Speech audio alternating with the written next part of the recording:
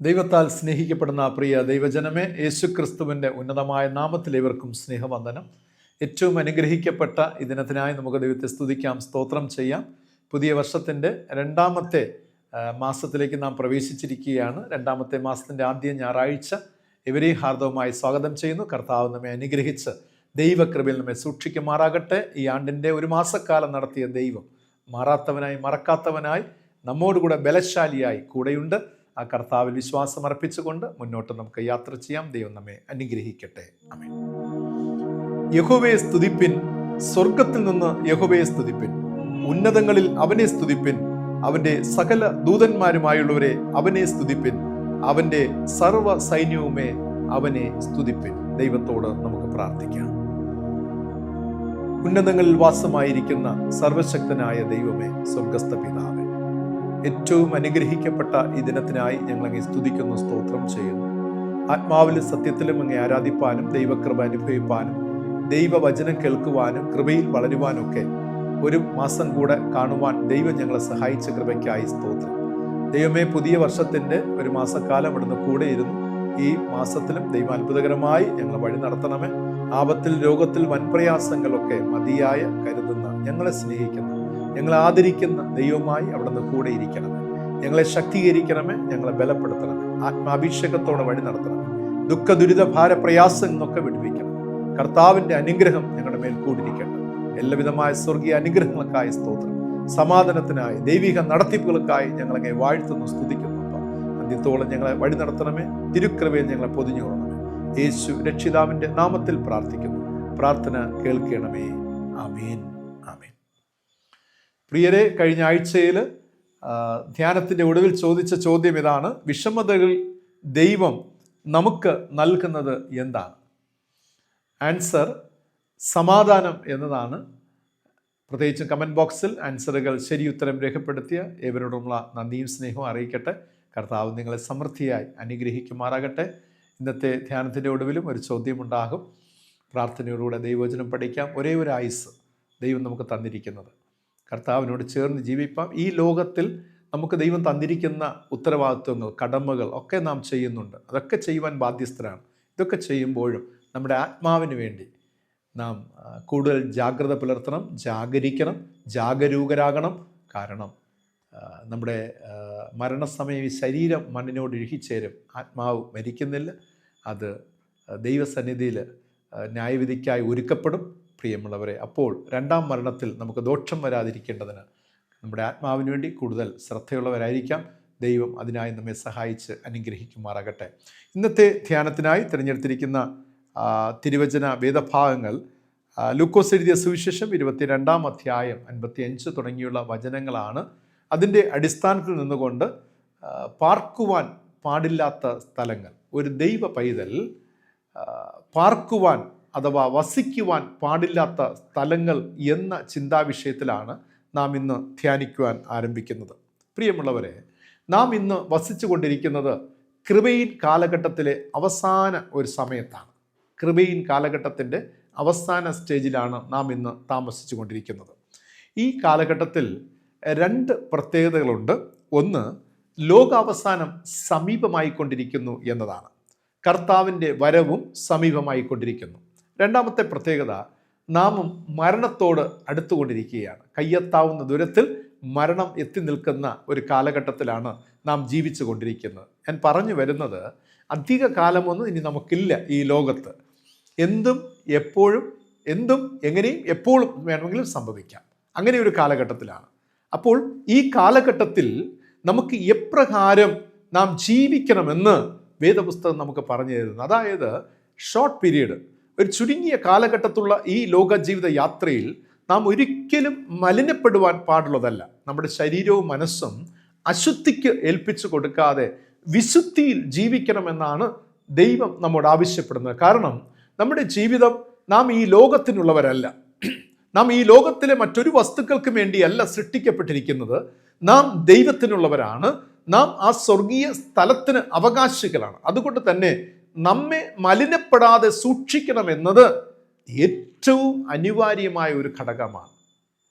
ഞാൻ ആമുഖമായി പറഞ്ഞ ഈ ചിന്തകൾ ഒരിക്കലും നിങ്ങളുടെ മനസ്സിൽ നിന്ന് വിട്ടുപോകരുത്. കാരണം ഏത് സമയത്തും എന്തും ഈ ലോകത്ത് സംഭവിക്കാം. യുദ്ധമാകട്ടെ, സാമ്പത്തിക ക്ലേശം, പട്ടിണിയാകട്ടെ, ക്ഷാമം, അതോടൊപ്പം തന്നെയുള്ള മറ്റു ക്രൈസിസ്, മറ്റു പ്രതികൂലങ്ങൾ, അതുപോലെ തന്നെ ഈ പ്രപഞ്ചത്തിൻ്റെ പ്രതികൂല കാലാവസ്ഥകൾ, അങ്ങനെയുള്ള പ്രകൃതി ദുരന്തങ്ങൾ എന്തും ഏതും സമയത്തും എപ്പോൾ വേണമെങ്കിലും സംഭവിക്കാം. നമുക്ക് സാധാരണ ഈ കാലഘട്ടത്തെ പറയാറുണ്ട്, നമ്മുടെ ജീവിതമൊന്നും ഗ്യാരണ്ടി ഇല്ലാത്ത ഒരു കാലഘട്ടത്താണ് ജീവിച്ചു കൊണ്ടിരിക്കുന്നത്, അല്ലേ? രാവിലെ പുറത്ത് പോയ ശേഷം തിരിച്ചു വരുമെന്ന് നമുക്ക് ഷുവർട്ടി ഇല്ല. വാഹനങ്ങൾ ഓടിക്കുന്നുണ്ട്, നമ്മൾ യാത്ര ചെയ്യുന്നുണ്ട്, എന്തോരം വാർത്തകളാണ് നാം ഈ കാലഘട്ടത്തൊക്കെ നാം കേട്ടുകൊണ്ടിരിക്കുന്നത്. പ്രിയമുള്ളവരെ, അങ്ങനെയെങ്കിൽ നമ്മുടെ ആത്മാവിനെ കുറിച്ച് കൂടുതൽ നാം ജാഗ്രതയുള്ളവരാകണമെന്നാണ് പറഞ്ഞ് നമ്മുടെ ശരീരം, നമ്മുടെ മനസ്സ് മലിനപ്പെടുവാൻ പാടുള്ളത് അല്ല. അറിഞ്ഞോ അറിയാതെയോ മലിനപ്പെട്ടു പോകാതിരിപ്പാൻ നാം സൂക്ഷിച്ചു കൊള്ളണം. വിശ്വാസികളെ നാം അവിശ്വാസികളുടെ ഇടയിൽ അല്ലെങ്കിൽ അവരുടെ വഴിയിൽ സഞ്ചരിക്കാതിരിക്കുക എന്നുള്ളതാണ്. പലപ്പോഴും അവിശ്വാസികളുമായി നാം ബന്ധപ്പെടാറുണ്ട്, നമ്മൾ ഒരുമിച്ച് പ്രവർത്തിക്കാറുണ്ട്, അല്ലെ? ഈ ഭൂമിയിൽ ജീവിക്കുമ്പോൾ അവിശ്വാസികളായ ജനത്തോട് ചേർന്നൊക്കെ നാം പക്ഷേ ബൈബിൾ പറയുന്നത് അവരുടെ വഴിയിൽ നീ സഞ്ചരിക്കാതിരിക്കണം. അതോടൊപ്പം തന്നെ അറിഞ്ഞോ അറിയാതെയോ നമ്മെ തന്നെ മലിനപ്പെട്ടു പോകാതിരിക്കാൻ സൂക്ഷിച്ചുകൊള്ളുക. ഈ രണ്ട് കാര്യങ്ങൾ നാം ശ്രദ്ധയിൽ വച്ചിരിക്കണം എന്നുള്ളതാണ്. അങ്ങനെ സഞ്ചരിച്ച് കർത്താവിൽ നിന്നും, നമുക്കറിയാം, ഇങ്ങനെ ഈ ഒരു അനുഭവത്തിലൊക്കെ സഞ്ചരിച്ച് കർത്താവിൽ നിന്ന് അകന്നു പോയ ധാരാളം പേരെ കാണുവാനായി സാധിക്കും. അതായത് അവിശ്വാസികളോട് സംസാരിച്ച് അവരുടെ വഴിയിൽ സഞ്ചരിച്ചവരും അതോടൊപ്പം തന്നെ അറിഞ്ഞോ അറിയാതൊക്കെ മലിനപ്പെട്ടു പോയ ഒരുപാട് ജീവിതങ്ങൾ നമുക്ക് കാണുവാനായി സാധിക്കും. അതുകൊണ്ട് തന്നെ ഇന്ന് പ്രഭാതത്തിൽ ദൈവം 3 പ്രധാന ചിന്തകൾ നമ്മോട് പറയുവാൻ നമ്മോട് പറയണമെന്ന് ആഗ്രഹിക്കുകയാണ്. 3 പ്രധാന ചിന്തകൾ. ഈ 3 പ്രധാന ചിന്തകളും അന്ത്യകാലഘട്ടങ്ങളിൽ നാം ഏറ്റവും പ്രാധാന്യം നൽകി നമ്മുടെ ജീവിതത്തോട് ചേർത്ത് പിടിക്കേണ്ട ചിന്തകളാണ് ഈ 3 ചിന്തകൾ. ഒന്നാമത്തേത്, ലൂക്കോസ് സുവിശേഷം 22-ാം അധ്യായം 55-ാമത്തെ വാക്യം വായിക്കുമ്പോൾ അവിടെ പറഞ്ഞിരിക്കുന്നത്, അവർ നടുമുറ്റത്തിൻ്റെ മധ്യേ തീ കത്തിച്ച് ഒന്നിച്ചിരുന്നപ്പോൾ പത്രോസും അവരുടെ ഇടയിൽ ഇരുന്നു എന്ന് രേഖപ്പെടുത്തിയിരിക്കുകയാണ്. ഒന്നാമത്തേത്, ദൂഷണക്കാരുടെ ഇടയിൽ അല്ലെങ്കിൽ ദൂഷണക്കാരുടെ ലോകത്ത് ഇരിക്കരുത് എന്നുള്ളതാണ്. ദൂഷണം പറയുന്നവരുടെ, അവിശ്വാസികളായ ദൂഷണം പറയുന്നവരുടെ അവരുടെ ഒരു ലോകമുണ്ട്, ഒരു വേൾഡ് ഉണ്ട് അവർക്ക്. അവിടെ പോയി ഇരിക്കരുത്, അവിടെ പോയി പാർക്കരുത് എന്നാണ് ഒന്നാമത്തെ ജാഗ്രതപ്പെടുത്തൽ ബൈബിൾ നമുക്ക് നൽകുന്നത്. നമുക്കറിയാം, കർത്താവ് യേശു ക്രിസ്തു ഏറെ സ്നേഹിച്ച പത്രോസ് എന്ന ശിഷ്യൻ യേശുവിനോട് കൂടെ ഉണ്ടായിരുന്നു. യേശുവിനോടൊപ്പം സഞ്ചരിച്ചവൻ, യേശു ഏറെ സ്നേഹിച്ചവൻ, യേശുവിനെ ഏറെ സ്നേഹിച്ചവൻ, യേശുവിനെ അറിഞ്ഞിരുന്നവൻ. എന്നാൽ 54-ാമത്തെ വാക്യം വായിക്കുമ്പോൾ പടയാളികൾ വന്ന് യേശുവിനെ പിടിച്ച് മഹാപുരോഹിതന്റെ വീട്ടിൽ കൊണ്ടുപോകുന്ന സമയം പത്രോസും അകലം വിട്ട് പിൻചെന്നു എന്ന് രേഖപ്പെടുത്തിയിരിക്കുകയാണ്.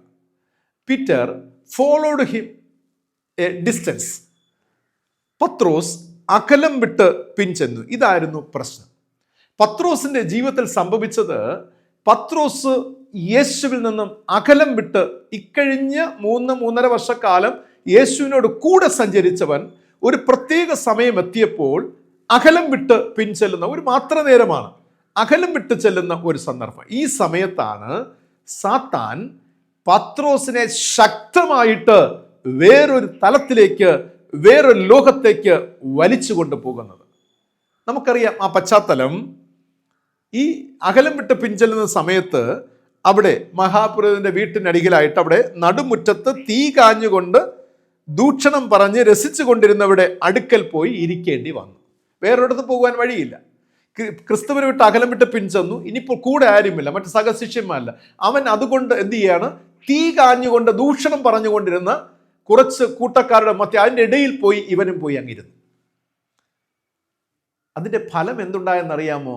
അവിടെ ഒരു സ്ത്രീ ചോദിച്ചു, നീയും അവനോട് കൂടെ, ജീസസിനോട് കൂടെ ഉള്ള വ്യക്തിയല്ലേ എന്ന് ചോദിച്ചപ്പോൾ പത്രോസ് പറഞ്ഞു, സ്ത്രീയെ, ഞാൻ അവനെ അറിയുന്നില്ല എന്ന് പറഞ്ഞ് യേശുവിനെ അവൻ തള്ളിപ്പറയുകയാണ്.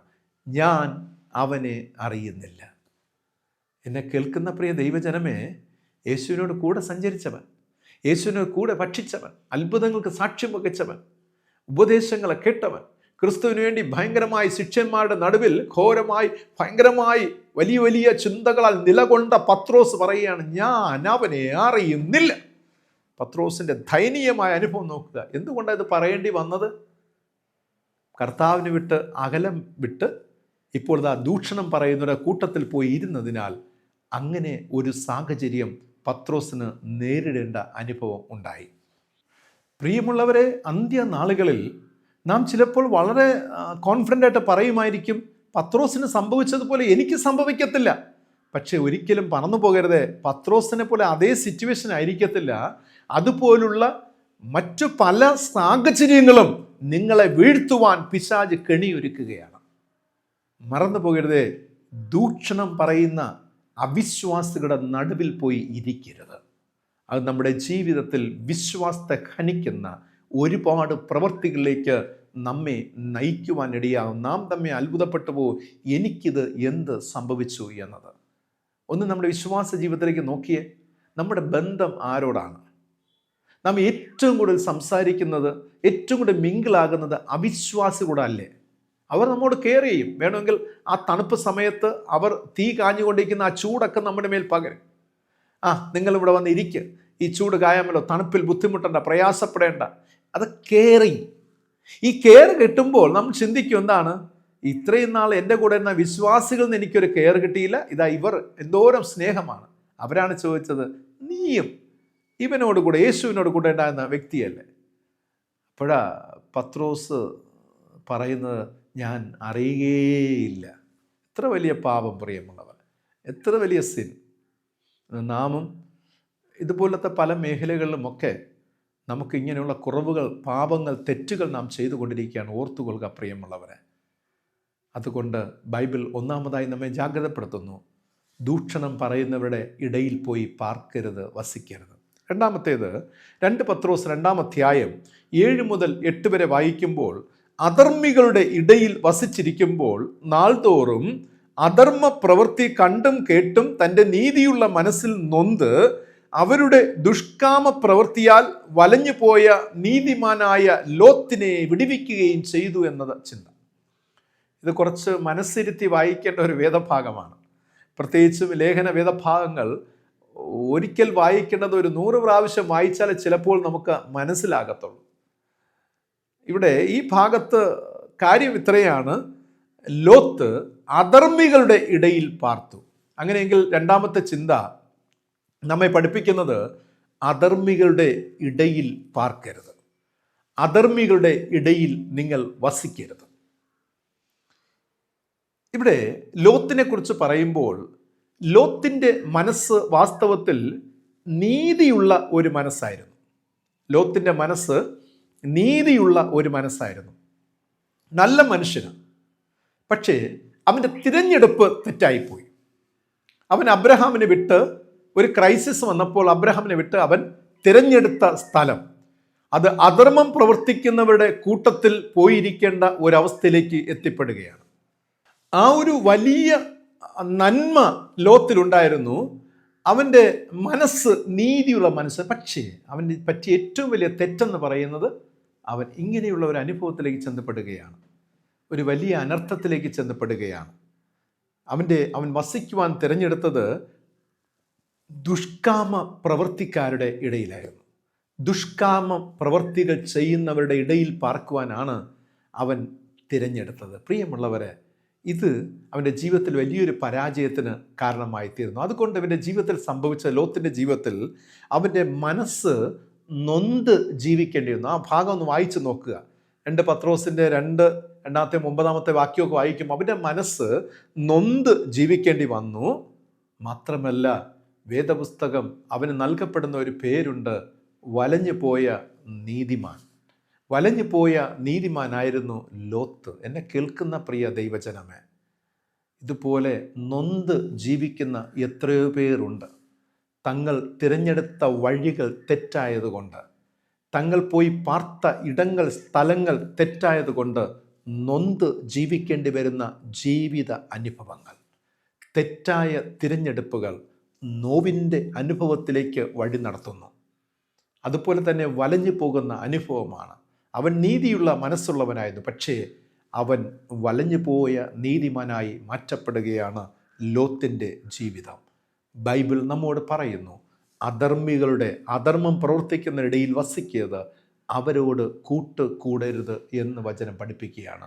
പ്രിയമുള്ളവരെ, ഈ കാലഘട്ടത്തും അധർമ്മം പ്രവർത്തിക്കുന്നു എന്ന് മനസ്സിലാക്കിയിട്ടും ഒരല്പലാഭത്തിന് വേണ്ടി, ഭക്ഷണത്തിന് വേണ്ടി, അല്ലെങ്കിൽ ഒരു സ്ഥാനത്തിന് വേണ്ടി, ജോബിന് വേണ്ടി അവരിടയിൽ പോയി പാർക്കുന്ന ഒരു അനുഭവം ഒന്ന് നോക്കിയ പ്രിയമുള്ളവരെ, അതിനെ വേദപുസ്തകം പറയുന്നത് അന്യ ദൈവങ്ങളെ ആരാധിക്കുന്ന വ്യഭിചാരം എന്ന പദമാണ് ബൈബിളിൽ ഭാഷയിൽ നൽകപ്പെട്ടിരിക്കുന്നത്.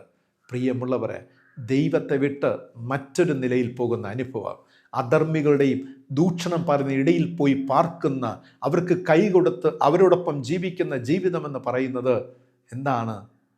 വലഞ്ഞുപോയ നൊന്തുപോയ ജീവിതത്തിനും വലഞ്ഞുപോയ നീതിമാൻ സ്വർഗീയ സൗഭാഗ്യം നഷ്ടമാക്കിയ ജീവിതത്തിന് ഉടമസ്ഥരായി മാറ്റപ്പെടുകയാണ്. നിങ്ങളുടെ പ്രാർത്ഥനകൾ ദൈവം കേൾക്കുകയില്ല. കൈ മലർത്തുമ്പോൾ ഒരു നന്മയും കിട്ടുകയില്ല. കർത്താവ് തൻ്റെ മുഖത്തെ നിങ്ങളിൽ നിന്നും തിരിക്കുന്ന ഒരു അനുഭവമാണ്. വേദപുസ്തകം പറയുന്നു, ദൈവത്തിങ്കിലേക്ക് മടങ്ങി വരിക. അധർമ്മം പ്രവർത്തിക്കുന്നവരുടെ ഇടയിൽ നിന്നും എഴുന്നേറ്റ് ഓടി വന്ന് കർത്താവായ യേശുവിനെ ചുംബിക്കുക. വേദപുസ്തകത്തെ ഹോൾഡ് ചെയ്ത് പിടിക്കുക. ദൈവ വഴിയിൽ, ദൈവനീതിയിൽ ആശ്രയിക്കുക, അതിൽ സഞ്ചരിക്കുക എന്നതാണ്. മൂന്നാമത്തെ ചിന്ത എന്നത് 1 ശമൂവേൽ 27-1 അനന്തരം ദാവീദ്, ഞാൻ ഒരു ദിവസം ശൗലിൻ്റെ കൈയാൽ നശിക്കുകയുള്ളൂ, ഫെലിസ്തീയരുടെ ദേശത്തിലേക്ക് ഓടിപ്പോവുകയല്ലാതെ എനിക്ക് വേറെ നിവർത്തിയില്ല എന്ന് രേഖപ്പെടുത്തിയിരിക്കുകയാണ്. മൂന്നാമതായി ബൈബിൾ നമ്മെ ജാഗ്രതപ്പെടുത്തുന്നത്, ഭയപ്പെടുത്തുന്ന ഇരുട്ടിൽ നിങ്ങൾ പാർക്കരുത്. നിങ്ങളെ ഭയപ്പെടുത്തുന്ന ഇരുട്ടിൽ നിങ്ങൾ ഇനി പാർക്കരുത് എന്നാണ്. ഈ വേദഭാഗത്തിൽ പരിശോധിച്ചാൽ ദാവീദിന് ഒരുപാട് പ്രതിസന്ധികൾ വരികയാണ്. ദാവീദ് തളർന്നു പോയി, ദാവീദ് തോറ്റുപോകും എന്ന ചിന്തയിൽ അവൻ എത്തുകയാണ്. എത്തുന്ന സമയത്ത് അവൻ തൻ്റെ മനസ്സിൽ മുൻധാരണകൾക്ക് ഇടം കൊടുക്കുകയാണ്. അവൻ പറയുന്നു, ഞാൻ ഒരു ദിവസം ശൗലിൻ്റെ കൈയാൽ നശിക്കപ്പെടുകയേ ഉള്ളൂ. അവൻ മുൻധാരണയാൽ, അല്ലെങ്കിൽ മുൻധാരണകൾക്ക് അവൻ ഇടം കൊടുക്കുന്നു. അവൻ നിശ്ചയദാത്മകമായി ചിന്തിക്കുന്നു, നിശ്ചയിക്കുന്നു. ഇരുട്ടിൽ പാർക്കുന്നതിന് വേണ്ടി അവൻ ഓടി ഒളിക്കുന്ന ഒരു ചിത്രമാണ് അത് നമുക്ക് നൽകുന്നത്. പ്രിയ, ഇരുട്ടിൽ പാർക്കുവാൻ അവൻ ഓടി ഒളിക്കുന്ന, വെമ്പൽ കൊള്ളുന്ന ഒരനുഭവമാണ്. ജീവിതത്തിൽ പലപ്പോഴും മുൻധാരണകൾ തീർന്നു, നശിച്ചു, ഇനിയില്ല, അതുകൊണ്ട് ഞാൻ സമൂഹത്തെ എല്ലാറ്റിനും ഞാൻ ഓടി ഒളിക്കുന്ന ഒരു അനുഭവം, ഇരുട്ടിൽ പാർക്കുവാൻ ഇഷ്ടപ്പെടുന്നു, ഈ ഏകാന്തതയിൽ പാർക്കുവാൻ ഇഷ്ടപ്പെടുന്ന അനുഭവം. പക്ഷേ ബൈബിൾ പറയുന്നു, ഭയപ്പെടുത്തുന്ന ഇരുട്ടിൽ നിങ്ങൾ പാർക്കരുത്, സ്വതന്ത്രരാകുവാൻ ദൈവം നമ്മെ വിളിച്ചിരിക്കുകയാണ്. ക്രിസ്തുവിനോട് ഐക്യം പ്രാപിക്കുക, കൂട്ടായ്മ ആചരിക്കുക. ഈ ലോകത്ത് എനിക്ക് ആരുമില്ല എന്നുള്ളതല്ല, ദൈവം കൂടെയുണ്ട്, ദൈവത്തിൻ്റെ ദൂതന്മാരുണ്ട്, ദൈവത്തിൻ്റെ വചനമുണ്ട്. അതിൽ മുറുകെ പിടിച്ചുകൊണ്ട് ജീവിക്കുവാൻ പറയുകയാണ്. ഈ ഭയപ്പെടുത്തുന്ന ഇരുട്ടിൽ പാർക്കുമ്പോഴാണ് ആത്മഹത്യ ടെൻഡൻസിയൊക്കെ ഏറെ വരുന്ന, ആത്മഹത്യ ചെയ്യുവാനുള്ള പ്രേരണ നമ്മിൽ ഉണ്ടാകുന്നത്. അതുപോലെ തന്നെ മറ്റ് പലതിലേക്കുള്ള തെറ്റായ കാര്യങ്ങളിലേക്കുള്ള ഒരു ടെൻഡൻസി നമ്മിൽ രൂപപ്പെടുന്നത്. എന്നെ കേൾക്കുന്ന പ്രിയ ദൈവജനമേ, ഭയപ്പെടുത്തുന്ന ഇരുട്ടിൽ പാർക്കുമ്പോഴാണ്. അതുകൊണ്ട് ദൈവം നമ്മോട് പറയുകയാണ്, നിങ്ങൾ ഭയപ്പെടുത്തുന്ന ഇരുട്ടിൽ നിങ്ങൾ ഇനി പാർക്കരുത്. നിങ്ങളുടെ മുൻധാരണകളൊക്കെ മാറ്റുക. ദൈവത്തിന് നിങ്ങളുടെ എല്ലാ പ്രതിസന്ധിയിലും പ്രവർത്തിക്കുവാൻ കഴിയും. എല്ലാ വിഷമസന്ധികളെ മാറ്റുവാൻ കഴിയും. എല്ലാ കറുത്ത കാർമേഘങ്ങളെ മാറ്റി സൂര്യപ്രകാശം നിങ്ങൾക്ക് അത്ഭുതങ്ങളിലൂടെ നിങ്ങൾക്ക് പ്രവർത്തിപ്പാനായി ദൈവം നൽകുവാനായിട്ട് കഴിയും. പ്രിയമുള്ളവരെ, ആ ദൈവകൃപയിൽ നമുക്ക് ആശ്രയിക്കാം, ആ ദൈവശക്തി നിലനിൽക്കാം. 3 ചിന്തകളാണ് ദൈവത്തിൻ്റെ ആത്മാവ് നമ്മോട് പറയുന്നത്. അന്ത്യകാലത്തിൽ ദൂഷണക്കാരുടെ ഇടയിൽ ദൈവ പൈതൽ പാർക്കരുത്. അധർമ്മം പ്രവർത്തിക്കുന്നതിനിടയിൽ ദൈവ പൈതൽ പാർക്കരുത്. ഏറ്റവും ഒടുവിലായി ഭയപ്പെടുത്തുന്ന ഇരുട്ടിൽ നിങ്ങൾ പാർക്കരുത്. അങ്ങനെ ആയിരിക്കുമ്പോൾ നിങ്ങൾ രക്ഷിക്കുന്നത് നിങ്ങളെ മാത്രമല്ല, നിങ്ങളുടെ ആത്മാവിനെയാണ്. നിത്യതയ്ക്കായി നിങ്ങൾ ഒരുക്കിക്കൊണ്ടിരിക്കുന്ന, വിശുദ്ധിയോടുകൂടെ ഒരുക്കിക്കൊണ്ടിരിക്കുന്ന ആത്മാവിനെ രണ്ടാം മരണത്തിൽ ദോഷമനുഭവിക്കാതെ നിത്യതയ്ക്കായി നിങ്ങൾ ഒരുക്കുന്നു എന്നുള്ളതാണ്. ഈ ഒരു ചിന്ത ഒരിക്കലും മറന്നു പോകരുത് പ്രിയമുള്ളവരെ. ഈ ലോകത്ത് ആരുമായിട്ട് കോംപ്രമൈസ് ചെയ്തു പോകുന്ന ഒരു ജീവിതമല്ല ബൈബിൾ നമുക്ക് നൽകുന്ന. കോംപ്രമൈസിങ് ലൈഫല്ല, ഒരു സ്റ്റഡി ആയിട്ടുള്ള ലൈഫാണ് നമുക്ക് വേണ്ടത്. ദൈവത്തിൽ ആശ്രയം വെച്ചുകൊണ്ട് വേദപുസ്തകം നൽകുന്ന പ്രമാണങ്ങൾ അനുസരിച്ച് കൊണ്ട് മുന്നോട്ട് യാത്ര ചെയ്യുക. ഈ ലോകത്ത് പ്രിയമുള്ളവരെ, അല്പലാഭത്തിന് വേണ്ടി, അല്പം ആ ഒരു മോഹചിന്തകളൊക്കെ കേട്ട് നമ്മൾ അങ്ങനെ പോയി വീണു പോകാതെ ക്രിസ്തു യേശുവിൽ നിലകൊള്ളുക, കർത്താവിനെ മുറുകെ പിടിക്കുക, ക്രിസ്തുവാകുന്ന ശക്തിയിൽ ആശ്രയിക്കുക, ആ സ്നേഹബന്ധത്തിൽ വസിക്കുക. കർത്താവ് നിങ്ങളെ സ്നേഹിക്കുന്നു, കർത്താവ് നിങ്ങളെ സ്നേഹിക്കുന്നു, കർത്താവ് നിങ്ങളെ കാണുന്നു. പ്രിയമുള്ളവരെ, കർത്താവ് നിങ്ങളെ അറിയുന്നു, കർത്താവ് നിങ്ങളെ കൈവിടുകയില്ല, കർത്താവ് നിങ്ങളെ വീക്ഷിക്കുകയില്ല. എല്ലാ നാളിലും ഞാൻ നിങ്ങളോട് കൂടെയുണ്ടെന്ന് വാഗ്ദത്തം ചെയ്ത യേശു ക്രിസ്തുവിൻ്റെ സമാധാനം, കൃപ, അനുഗ്രഹം, നന്മ എല്ലായ്പ്പോഴും നമ്മുടെ ജീവിതത്തോട് കൂടെ ഉണ്ടാകും. ആ നന്മകൾ അനുഭവിക്കുവാൻ സർവശക്തനായ ദൈവം നമ്മെ സഹായിക്കുക ചെയ്യും. അതുകൊണ്ട് കാലം അധികമില്ല, ജീവിതം ഒരുപാടില്ല. നമ്മെ ശുദ്ധിയുള്ള മാനപാത്രമായി നമുക്ക് സൂക്ഷിക്കാം, നിത്യതയ്ക്കായി ഒരുങ്ങാം. അതിലേക്കായി ദൈവത്തിൻ്റെ പരിശുദ്ധാത്മാവ് നമ്മെ സഹായിച്ച് അനുഗ്രഹിക്കുമാറാകട്ടെ. ആമീൻ. ഇന്നത്തെ ചോദ്യം ഇതാണ്: അധർമ്മികളുടെ ഇടയിൽ പാർത്തത് ആരാണ്? അധർമ്മികളുടെ, അധർമ്മം പ്രവർത്തിച്ചവരുടെ ഇടയിൽ പോയി പാർത്തത് ആരാണ്? നിങ്ങളുടെ ഉത്തരങ്ങൾ കമൻറ്റ് ബോക്സിൽ രേഖപ്പെടുത്തുക. കർത്താവ് നമ്മെ അനുഗ്രഹിച്ച് കാക്കുമാറാകട്ടെ. ആമീൻ. ദൈവത്തോട് നമുക്ക് പ്രാർത്ഥിക്കാം. ഞങ്ങളധിക വാത്സല്യമായി സ്നേഹിച്ച് ദൈവകൃപയിൽ വഴി നടത്തുന്ന സ്വർഗീയ പിതാവാം ഞങ്ങളുടെ നല്ല ദൈവമേ, അനുഗ്രഹിക്കപ്പെട്ട ഈ ദിനത്തിനായി നന്ദിയോടെ സ്തോത്രം ചെയ്യുന്നു. എല്ലാ കാലങ്ങളും ഞങ്ങളുടെ സഹായകനായി, ഞങ്ങളുടെ ദൈവമായി, ഞങ്ങളുടെ കൂടെയുള്ള ദൈവം കർത്താവ്, ഞങ്ങളുടെ കുറവുകളെ ക്ഷമിക്കണമേ, ഞങ്ങളുടെ പാപങ്ങളെ കഴുകണമേ.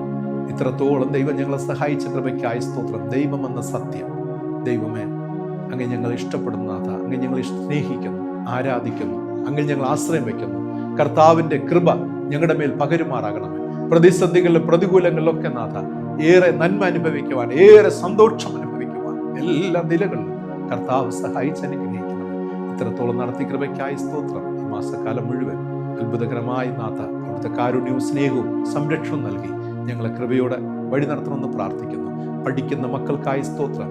എല്ലാ മക്കളുടെ മേലും ദൈവ സാന്നിധ്യം കൊണ്ട് നിറയ്ക്കണം. ദൈവിക മഹത്വം ദർശിക്കുവാൻ സ്വർഗത്തിലെ പിതാവായ ദൈവം സഹായിച്ച് അനുഗ്രഹിക്കണമെന്ന് പ്രാർത്ഥിക്കുന്നു. തിരുകൃപ നിഴലായി കൂടിരിക്കട്ടെ.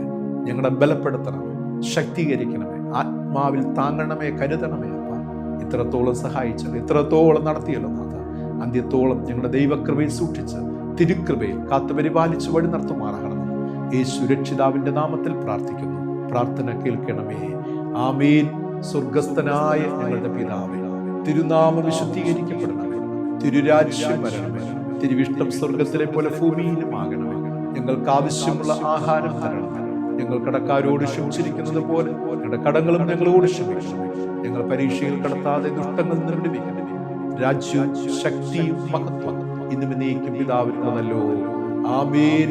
പിതാവും പുത്രനും പരിശുദ്ധാത്മാവുമായ ത്രിയേക ദൈവത്തിന്റെ കൃപ, അനുഗ്രഹം, സമാധാനം, സന്തോഷം, നന്മ നാമേ ഇന്നും വന്നും സർവദാ സദാകാലം കൊണ്ടിരിക്കുമാറാകട്ടെ. ആമേൻ. ആമേൻ. പ്രിയമുള്ളവരെ, ദൈവം ആഗ്രഹിക്കുന്ന പ്രകാരം, ദൈവം ഇഷ്ടപ്പെടുന്ന സ്ഥലങ്ങൾ പാർക്കുവാൻ, ദൈവം ആഗ്രഹിക്കുന്നതോടൊപ്പം വസിപ്പാൻ ദൈവത്തിൻ്റെ പരിശുദ്ധാത്മാവ് നമ്മെ സഹായിക്കട്ടെ. God bless you. Thank you very much.